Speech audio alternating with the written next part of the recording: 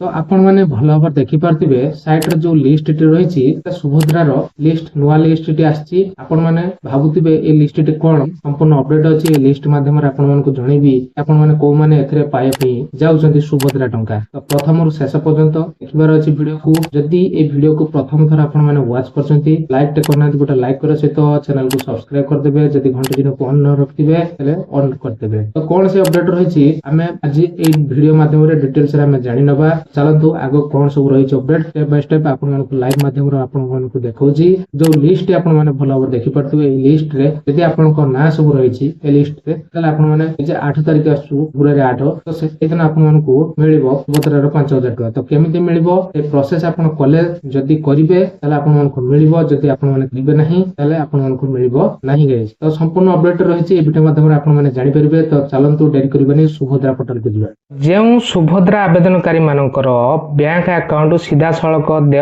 हस्तांतर योग्य होई नहीं बा एनपीसीआई फेलुअर रिजेक्ट फेलुअर ताहले एक तालिका संतृप्त ब्लॉक म्युनिसिपालिटी विज्ञापित अंचल परिषद अथवा महानगर निगम स्तर व सुभद्रा पोर्टल रे उपलब्ध अटे।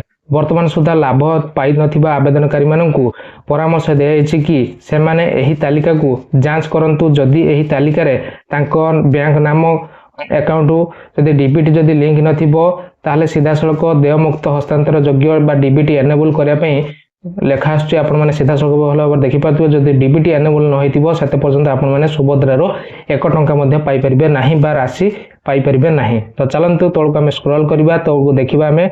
तो जो बैंक अकाउंट बा एठी हमें क्लिक करनबा तो देखंतु वेबसाइट ओपन हे गेला। तो एठी एनपीसीआई रिजेक्ट तालिका आपण माने कोन करबे ना सीधा सड़क जिला चयन करनेबे। आपनकर जो जिला अछि तो आपण माने से जिला चयन करनेबे। धरा जो गोटे जिला मो चयन करनेली आ गोटे ब्लॉक मो चयन करनेली। तो चयन कर सला परे ग्राम पंचायत मोटे चयन कर देली। तापरे देखंत ऑप्शन ले मो क्लिक कर देछि। आपण माने भल भाव देखि पातबे। तळको स्क्रॉल कर देबा गोटे पीडीएफ आसी। तो पीडीएफ ऊपर हमें कोन करबा ना क्लिक करनबा। देखंतु पीडीएफ ऊपर मो क्लिक करने छी गोटे डाउनलोड ऑप्शन आसी। हम डाउनलोड ऑप्शन ले मो क्लिक कर देछि। देखंतु पीडीएफ ऑप्शन टी बाहर जाइछि।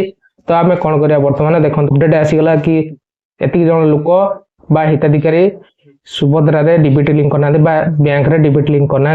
तो तांकु मो परामर्श देबी कि तो आपण माने सुभद्रा टंका जदि पाए पय चाहउछंती 8 तारिख रे सीधा सड़क सुभद्रा पोर्टल ले लेखा आसला कि जदि आपण माने डीबीटी लिंक करिवे नाही आपनकर बैंक अकाउंट रे आपण माने सुभद्रा रु 1 टंका मध्ये पाई परिबे नाही। बा जदि आपण माने पाया पे चाहउछंती जो मानकर लिस्ट रे ना अछि देखि पारतबे। ए लिस्ट रे जहार ना अछि आपण माने बुझी पारतबे कि एमानकर सुभद्रा रो रिजेक्ट लिस्ट बा एनपीसीआई रिजेक्ट तालिका। ए तालिका रे आपण को जदि ना अछि ताले आपण माने बैंक रे परामर्श नियंतु। आपण को बैंक रे डीबीटी लिंक करंतु ताहले जेकी आपण माने सुभद्रा योजना टंका पाई परिबे 8 तारिख रे। तो एतिक थिला इन्फॉर्मेशन। जदि आपण मानको भल लागितिबो ताले गोटे लाइक करो सहित चैनल को सब्सक्राइब कर देबे। तो नमस्कार, जय जगन्नाथ।